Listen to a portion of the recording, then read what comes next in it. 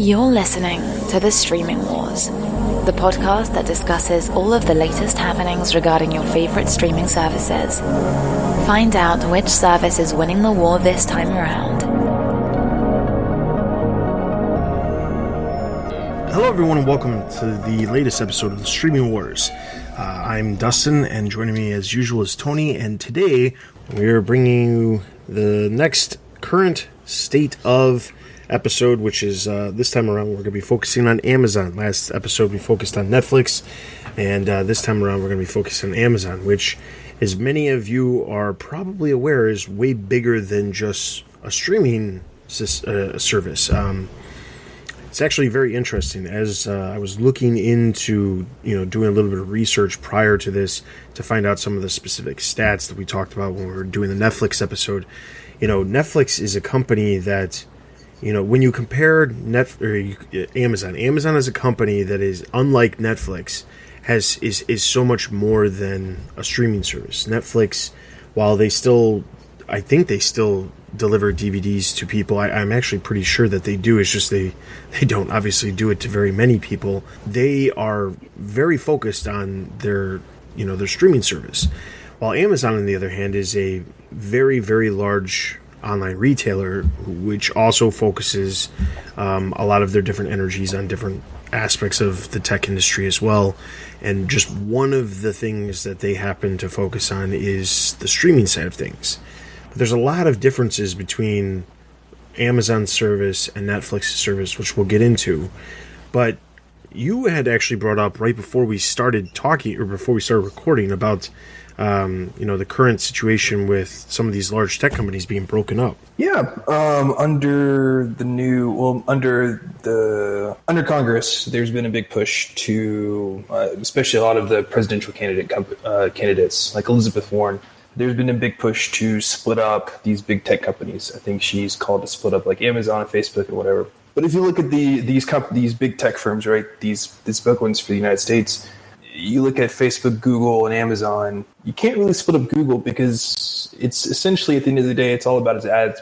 It's about its ads business. So if you break apart all these little sub businesses, it doesn't really matter. Facebook, pretty much the same thing. It's basically advertising. Amazon's an interesting company because Amazon does so much more than just 2-day shipping. Yeah, you got, you have the actual marketplace, you can buy stuff. They also make clothes and other items that are, kind of the top hits. It's actually kind of why Amazon's being investigated. So they have like their own like merchandise business. They also basically kind of like eBay and offer you a space to sell stuff. There's AWS, which powers like a good chunk of the internet. They host a bunch of servers and whatnot. That I know Netflix actually uses Amazon's servers for their streaming. It's pretty interesting how intertwined those two companies are. Then you got Prime, right, which is specifically 2-day shipping. That's what it started out with. Then all these extra gifts. So there's like Prime Music, which is unlimited music. There's Prime Video, which is kind of what we're talking about, the streaming, video side of it. And there's a couple other things that I don't really use, but that are there. They're not that common, but yeah, Amazon is a crazy huge business, and if you could split those like little tiny pieces apart, and they'd still be pretty profitable. It's very interesting, and it's why Amazon's an interesting company to look at. It's an interesting case study because it's not a true media company. It's not dependent on really. Yeah, no one has to actually even watch these Prime Video shows, and it's not like Amazon would care, like that's the interesting part of it all, is that Amazon's just doing this as another way to entice you to get Prime, but they don't really care. It's not hurting them. They can eat that cost. It's interesting. It's actually really interesting because they actually eat the cost a lot of the time. A lot of the shows initially when they started Prime, a lot of the shows that they didn't last more than a season or two because they didn't really find their footing. I mean, recently they've been doing a lot more Amazon original movies. But like you said, they're in so many different industries. Not only are they in the stuff that you mentioned, but they also own Comixology, which is a digital platform that distributes comics. Oh, yeah. They have their own Amazon publishing company, which publishes books, Audible? amongst other things. They have Audible, and they have Audible Originals, which creates books specifically in audio form. They own Twitch, they own Whole Foods right now, and they own Zappos, which is a shoe store, or online shoe store. Yeah. They own an insane amount of like small things, but honestly, when you look at the stuff that they own, it all comes back to, they were originally an online retailer, and they've tried to figure out ways of expanding their business. And some of these things that they've expanded into are not typical things that a retailer would. But then again, you could also look at a company like Walmart, which is also obviously a large retailer who got into kind of the video side of the digital side of things with the company Vudu, which they also own, which I don't think a lot of people know that Vudu is actually owned by Walmart, and that's an online retailer where you can purchase movies, and that is one of the few outside retailers that is linked into Movies Anywhere, which is a whole nother topic that we could talk about at a different time. But the point is, these companies, they know that, a lot, especially the brick and mortar stores like Walmart, they have to figure out ways of adapting their business. Amazon has always been online, and they've been very successful. Going back to kind of the stats for the company. So Amazon's been around since the mid-90s. They are, when you compare them in price to any of these other companies we're going to be talking about, there's very little comparison. They're very high up there. Currently, their entire value is over $162 billion. Their stock price is insane. It's over $1,700 a share currently. Their subscriber rate just for the Prime service, for Prime Video, which, while we are specifically talking about Prime Video, keep in mind that there are people, like Tony said, that are not subscribing to Prime for the video content. They're subscribing for the 2-day shipping. The Prime Video and the Prime Music and any of the other incentives that Amazon offers, those are all things that Amazon just tacks on to like make it more worth your while to make sure you subscribe to their service. They have currently, as of June, they have over 105 million customers that are subscribed to Amazon Prime. And obviously, Amazon also has a limited footprint when it comes to countries. While they are. I was just about to ask that. Yeah. Yeah, they're not completely international. They're not like Netflix, where Netflix has, basically the services available in almost every country across the globe. Amazon is not like that. They're primarily focused here in the States. They have, I believe, they're in some countries in Europe, but I don't think that they're in Asia at all. And Asia obviously is a huge market. Do you have those numbers? Oh, sorry. Do you have those numbers broken down by region, or is it just like globally? I don't know if it's that's just a global number that I have. When gotcha. If you look at the show notes that we have over on the site, I'll provide the link to where I'm getting these subscribers, just like I did for the Netflix one. But basically, the numbers that we're getting from are from Statista, which is a website that keeps track of all kinds of e-commerce subscriber counts and things like that. Pretty much every service that we're going to be talking about here, this website tracks. So that is one thing to keep an eye on, because it's been growing. So at the beginning of 2019, I remember hearing that they had surpassed over 100 million subscribers, and they're just slowly building. They're not growing by leaps and bounds, but to be quite honest, they don't need to. It's a different service. But of course, the real interesting thing about this all is that when you look at how much they actually charge per month, they have a set fee regardless of all of this extra stuff, including the Prime Video that you actually get. So you have, it's either $12.99 per month, or you can pay upfront for a year for $120. And what's really interesting about that is that comes out, if you pay by year, to $10 a month, which is cheaper than Netflix is. And while they're not offering as much content as Netflix by any means, you also are still getting the shipping, which is primarily why a lot of people subscribe to the service. and you're also getting a lot of this other added stuff that they offer as well.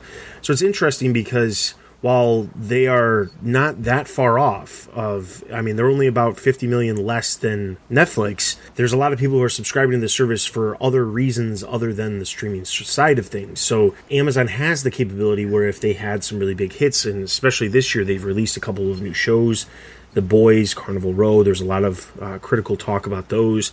Amazon also had a bunch of shows that were nominated for Emmys recently. So there's a lot of shows that are going, there's a lot of shows that will pique people's interest once they hear about them. And then once they realize, oh wait, this is a service I already have that's free. It's a platform that is just basically there for the ability to grow, in my opinion. Yeah, I remember hearing about Amazon Prime Video with Men in the High Castle, which is an interesting concept of the show where in this alternate universe, the Germans actually won World War II. And they actually conquered half the United States and shared it with Japan. Tried to get into it, not my thing, but that's when, that was kind of Amazon Prime's House of Cards moment of original content. And like, okay, like Amazon's for real. But their streaming service kind of reminds it to me, it feels more like an HBO and Starz type service where it puts out high quality content, but there isn't a lot. We do these few things, but we do them extremely well. Agreed. And speaking of specific original properties that they've had, so the very first show that they ever launched as their original programming was back in November 2013, which is interesting because that was only 8 months after House of Cards Season 1 premiered on Netflix. But their first couple shows, they didn't last very long. So the first two shows that they had were Betas and Alpha House. Both of those series have ended. They were comedies. I've actually seen Alpha House. It was basically the story of a bunch of congressmen who basically were roommates in a building within Washington D.C. were of the same party and things, and kind of like a satire on the idea of how the political system works and how these different people at different points in their career, whether they've been in for a long time or they're a brand new congressman, how their lives work.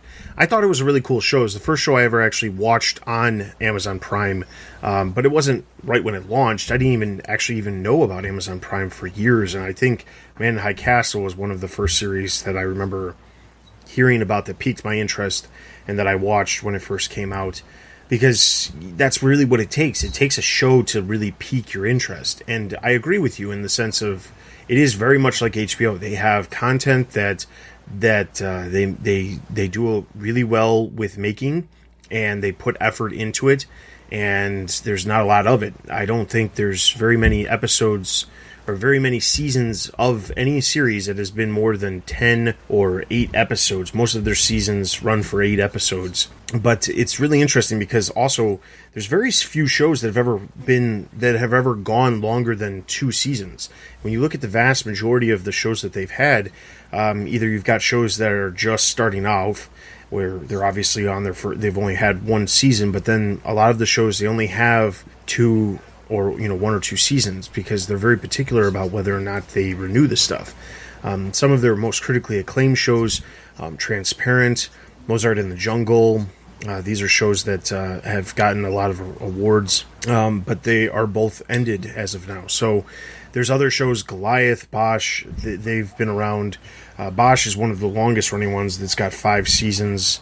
Man in High Castle will have its final season this year. But a lot of these shows, unlike Netflix, which has series they have more series that have lasted longer. Let's just put it that way. But it's interesting because when you look at the list of their original content, which again, the link will be in the show notes if you're interested in taking a look at it. But if you look at the list compared to the list of original programming by Netflix, it really does look like Netflix throws a bunch of stuff at the wall and tries to see what sticks. There's a lot of stuff that doesn't get more than 1 season, but there's a lot of stuff that they give 2 or 3 seasons and then it gets canceled. But then there's also a large space between their seasons as well. Amazon, their list of original programming is much, much smaller as far as what they're producing. It's incredibly small. But I did say earlier, one thing that they are doing is they are making a lot of original movies, and a lot of their movies get picked up by a lot of different. They unlike Netflix, their model for releasing their movies is very different. Their model is that while it says Amazon Studios is the company that is, producing it or whatever, it does go to theaters. It does a full theatrical run, and then they will come to DVD. They'll be available on DVD, available on all online retailers, and then eventually they'll come to Amazon Prime as an exclusive for their digital service. But you can still purchase them on disc in physical form if you wanted to. You could still see the movies in theaters. Netflix is very particular about releasing their stuff in theaters. They only do that with films that they believe actually have the ability to have a run to award season, and they haven't had a great amount of luck with that. But at the same time, Netflix also has they don't distribute their stuff on physical disc. Maybe they do for their rental service, but as far as I know, everything that they have that's original films is just available on streaming. So it's a very different model in that sense. Bezos' whole goal is for people to use Amazon for everything. It's the same kind of thing for Facebook. Like, Facebook wants to be the platform for everything. Amazon wants to be the platform for everything. And if that's the case, they do shopping, groceries. They have Amazon Alexas, which I'm scared to death of, and it's ironic because I work in the tech field. Amazon wants to be everywhere, and they also want to be on your TVs and video. But the thing is, they just want that $100 a year. And so they're not going to put out a bunch of content because that's going to, it's not efficient. It's not, it's not fiscally responsible. But they can crank out a few like high-end decent shows, and that's an extra incentive for us to get, Prime. It's, I like 2-day shipping, that's kind of nice, is it really worth it? Is that extra 2 or 3 days actually worth it? Then you're like, oh, hey, I can get this show like Man in the High Castle or, Mozart in the Jungle. Like, oh, cool, I'll spend that extra money. It's another thing for people to give them money. So I think it's a great strategy of not playing Netflix's game and playing a different game. Kind of playing the HBO Stars type role of, we're going to create good content and a lot of it, but the stuff we're going to make is pretty awesome. And they can afford to given their war chest and given how diverse their business, overall is, they have enough money to go after high, really expensive content. I think they won the bidding war for the Lord of the Rings TV rights. They're going to create a new TV show, Lord of the Rings, and that was extremely expensive. They've had some other things that they bid on that were really expensive that they won. There have been some rumors they would get into like the sports game, which if you don't, sports rights are very expensive, especially on for like TV and stuff like that. There are a couple years back that you can see the deal for ESPN to get, I think, Monday Night Football, and it's just ridiculous and huge. And there have been rumors that Amazon might get into the sports game, and they can afford it too. And that's gonna, that's very unique for Amazon to be like, hey, we're going to show NFL games here, we're going to show NBA games here. That's a very unique strategy. So, Amazon's very unique when you look at the comparison of all these different streaming services. They're not actually trying to grow their streaming business; they're just trying to grow Prime business. It's secondary to their main core business plan, which is weird. It is, and the thing is, it's a really interesting situation in general because Amazon as a company, especially as an online retailer, they have never really been profitable as that's in that side of things. It wasn't until just recently that they started to make a lot of profit, and it had nothing to do with their online retailing. It had nothing to do with their streaming service. It had nothing to do with Amazon Prime and the amount of subscribers they had. It all had to do with the Amazon Web Services. That's where they make their profit.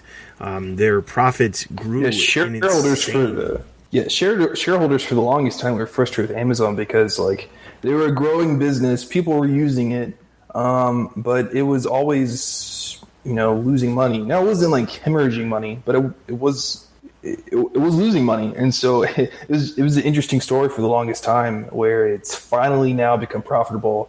And now they're going to spend all that money on TV shows and stuff. So Amazon, for the non-streaming part of Amazon, for a different show for a different time, Amazon's a very interesting company, and it's one of those few companies that have been successful for not making a profit until the last 5 years. Yeah, Yeah, it's so interesting. And when you look at it, so the article that I'm going to post on the show notes is from CNBC, and it basically talks about how, this is from earlier this year in February, they were talking about how Amazon posted record profit in 2018, and their profit was actually $10 billion compared to the $3 billion that they actually profited from the previous year in 2017. And a lot of that has to do with the fact of their computing services. It specifically states that they weren't even recording any profit until 2016, and the sudden influx of all this extra money is because of their cloud computing division and a lot of the advertising and third-party sellers, that area of what they do as well, that has been bringing in more profit. So it's really interesting because, if they didn't get into cloud computing, they would be a completely different company, and their shares would probably not be anywhere near as much as what they're worth now. I have an interesting proposition, a question. Do you think that the rise of streaming has increased Amazon's, overall profitability? And it's not because of Prime Video, it's because of users like Netflix and other companies that host, their streaming services on AWS. So they're indirectly already, profiting from this new streaming age. Oh, definitely. Do you find that funny and interesting? Yeah. Yeah, I mean, it's not a secret that if, a streaming service, let's say like Netflix, for example, they have to have servers based somewhere, and they have to be paying money. And the company who they're paying the money to, it just happens to be potentially using some of that money they're making from Netflix to go create original content that is going to directly compete with Netflix. I find that amusing. It's an interesting situation, and honestly, it'll be really interesting to see what happens at the end of this year once they post their profit, because let's say their profit goes up another, 10 million, and suddenly they've got $20 billion of profit this year, and that might be a far-fetched. I'm not real caught up exactly as to where they're at and things. We all know that the Q3 reports and stuff will be coming very soon here. But it'll be interesting to see where they're at, because if they actually are, because let's be honest, the profit they made in 2017 more than doubled in 2018. So it's entirely possible that we could be seeing $20 billion in profit in 2019. And then the question is, well, where do they start putting that money? They clearly have been expanding a lot in the last couple of years. You've seen Amazon stop using the Postal Service and UPS, and they've started to deliver a lot of their own products and create their own delivery service within a lot of the higher populated metropolitan areas. And that's not something it's not something that a lot of companies just have the ability to just fund. But Amazon has. You see occasionally when you're flipping through YouTube and you're watching videos and stuff, you'll occasionally see advertisements for Amazon coming up. I think it was on YouTube. It might have been on television, but there was a commercial where there was this female worker who was talking about how she's in charge of all these robots that work in a warehouse, and the robots go around and she's in charge of just maintaining these 100 robots every single day. And I was thinking to myself, they wouldn't have had the money to have these robots if it wasn't for some of this stuff. Like, if it wasn't for the profit that they're getting from these other things, like the cloud computing services that they are basically getting money from a lot of these other tech companies, if it wasn't for that, there's no way that they could be putting the money into some of this other stuff to better their online retail business, to better some of their other services that they're offering as well. I mean, I'm sure there's some of the profits going back into Amazon Studios and some of the television shows that they're ordering and things like that. So it's interesting as a whole, because the other companies are basically funding Amazon to go and create, not directly obviously, but indirectly they are funding Amazon to go create content that is ultimately going to compete with them. Yeah, and they also get essentially a discount for streaming for Amazon Prime. They don't have to pay. I mean, they kind of do, but they're going to pay at cost of what it takes to stream this content. They're not paying these extra fees.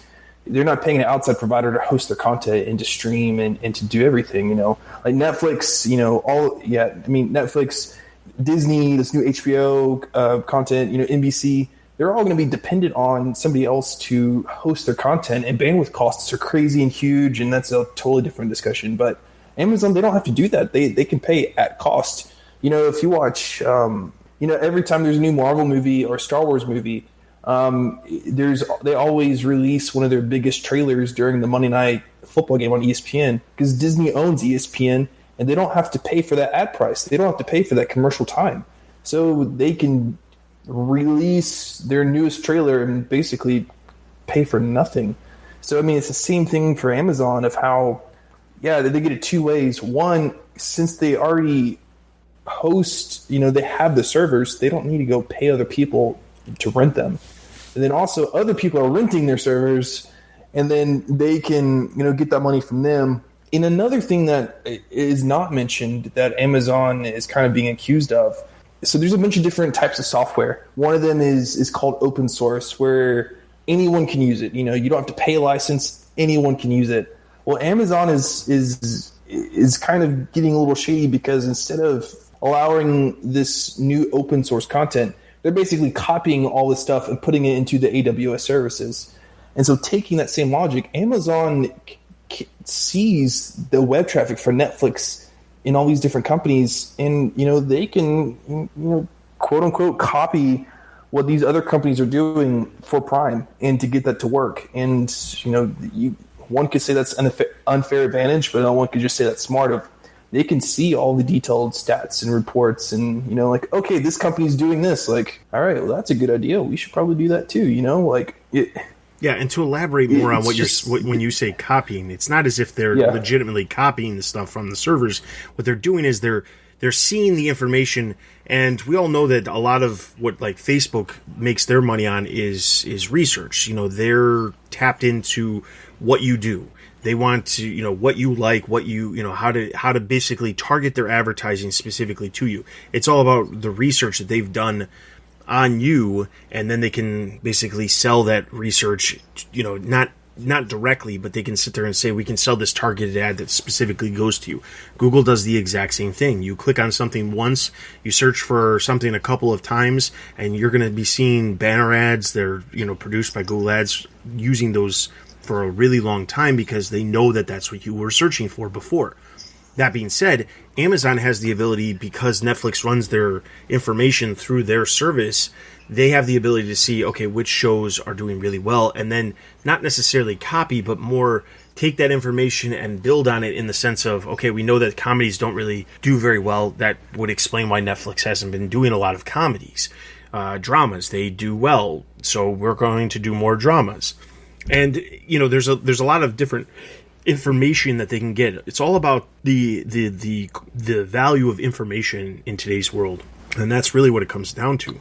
Everybody wants the information. And if Amazon can get the information by just having these other companies on their servers, on top of the fact that the companies are paying them, Amazon is getting a lot of, basic almost inside information to compete with a lot of these other companies, because they know things that other companies wouldn't know, because they're not the provider of services for them. Yeah, I wasn't trying to indicate that there's, copying. It's hard to do air quotes in a podcast, right, and I should have been a little bit more explicit. But yeah, Amazon's such a unique. We can go on forever on this. But another thing that's important is, if you look at Amazon, all these small businesses, they all feed into each other. 2 weeks ago, Amazon had this big announcement. They were pushing out a bunch of hardware where Alexa was in everything, home speakers, smart locks. I don't know. Having a speaker listen to it all the time kind of scares me, so I just kind of tuned that part out. But yeah, they're making all this smart home technology. Well, what do you think that does? It's, hey, Alexa, play Prime, play The Boys that came out, which is really hit popular, that smart home business feeds Prime, then okay, Alexa, I need to go buy some new detergent, that feeds into the marketplace. Amazon's just has all these pieces that feed into each other, where it is kind of if you forget outside market forces, its whole company supports all its little sub branches. That adds even to more stability, and they can take even more risks on higher budget shows and content. Yeah, and then on top of that, the other part of it is a lot of their technology that they offer their tablets, the dots, all of the Alexa products, all of the smart home stuff that's specifically Amazon branded. All that technology is very, very less expensive than a lot of the other companies out there. And the reason why is because they're looking at it from just getting their product in your house by any means necessary. If it means they have to slash the price and they're actually losing money to get that into your house, they don't care. Amazon has always been, from the very beginning of the company, about getting you to be a loyal customer, and by doing that, and especially with these smart products, getting the smart products into houses, you're going to use the service, you're going to use their other services that they offer as well. You're going to buy more items on Amazon if you're using the Alexa to order things than you would otherwise not be. That's just what would happen. I mean, and that's the thing. Like, they're looking at this, they can slash the price on the technology, and in turn, it gets it in, and then they can see the profit in the long haul. And the long-term side of things is that Amazon clearly, they played a long game for a long time where they weren't really making profit. Obviously, we talked about that earlier, but the thing is, they're in it for just getting you as a customer. And as long as you're a customer, and as long as you're using them, in the long term, it will be profitable for them, especially as more and more people continue to use Amazon and so forth and so on. So it's a really interesting situation with Amazon. The one other thing I want to quickly bring up before we wrap out this episode is that the one thing that makes Amazon uniquely, or Amazon Prime Video, very uniquely different than a lot of the other streaming services is that you can actually purchase things on Amazon too. Digital copies of movies and TV shows, things that are not available within, just the confines of a streaming service. You can actually, it's one of the few retailers that, again, is connected to Movies Anywhere, which means all of the movies that you purchase through any online retailer is connected through Movies Anywhere, and then can port into any of the other retailers' websites as well, including Amazon. So if you purchase a bunch of movies on Apple, or you purchase on iTunes, and you purchase a lot of stuff on, let's say, Vudu, or, I'm trying to think of some of the other retailers, but I'm going blank here. But anyway, if you purchase a lot of these digital products on other sites, and you can bring them over to Amazon too, and it works right alongside all of your stuff that is streaming as well. So you could have your entire video library on Amazon in addition to it. And that's a huge difference too, because while you are limited on the original content that they do have, because they're not producing as much as someplace like Netflix, the ability to connect your own personal digital library that you have to the service, it just enhances it, because if you're ever looking for something that you already own, you can watch it. I've talked about before about how I switched all my movies over to digital years ago, and the reality of it is when the studios, well, majority of the studios came together to join to create Movies Anywhere, it was a really good idea. But was more telling, which was what retailers were actually allowed to be part of the system that was all part of the big group of retailers that could share their purchases between each other, and Amazon was one of them.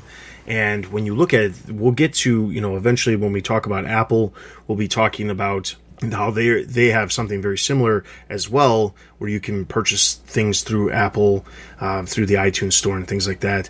And it's very similar, but Amazon and Apple are the only ones of the group of all the services that we're going to be covering on a major basis that has the ability for you to purchase things in addition to just streaming things.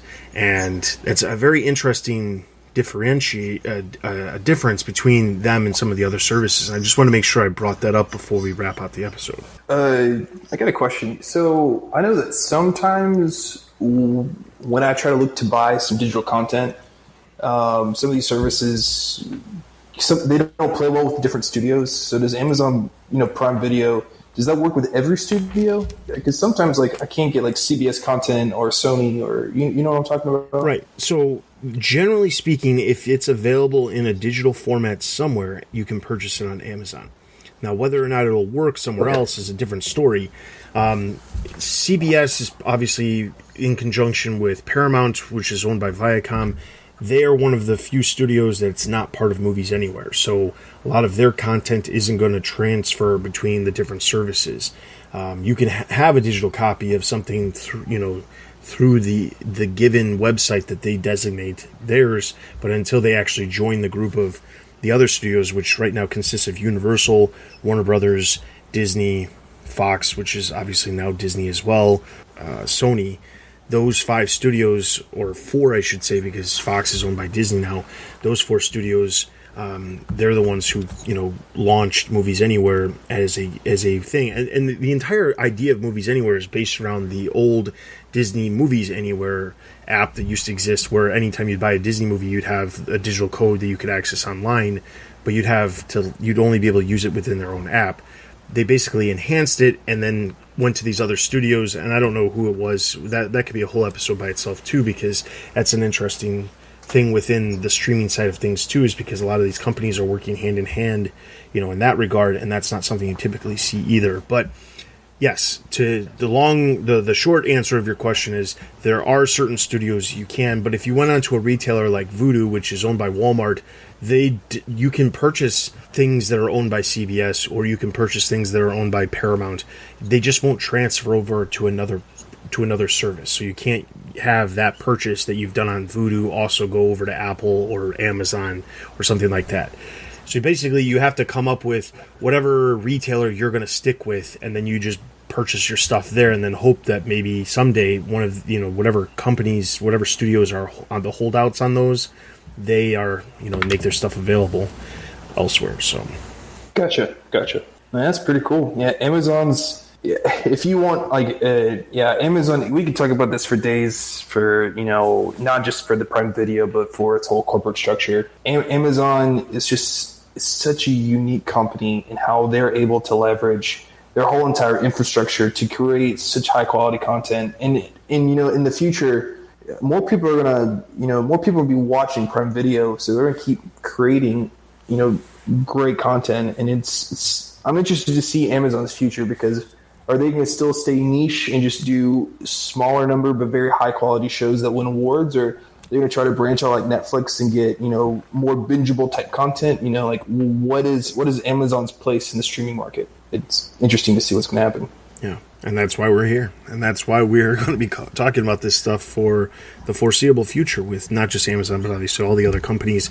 Next time around on the current state of the streaming services, we're going to be talking about Apple TV Plus, which is launching at the beginning of November. So this will be the first one that we won't have as much talk about subscriber rates and original content. We'll be able to talk about some of the original content that's coming, because we obviously have a group of shows that are coming to Amazon or to Apple TV Plus when it launches.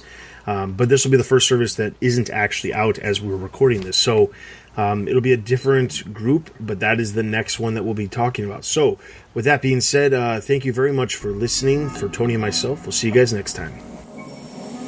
Thanks for listening to the Streaming Wars. Check us out on Twitter and Instagram. Also consider supporting us on Patreon. Links can be found at thestreamingwars.io.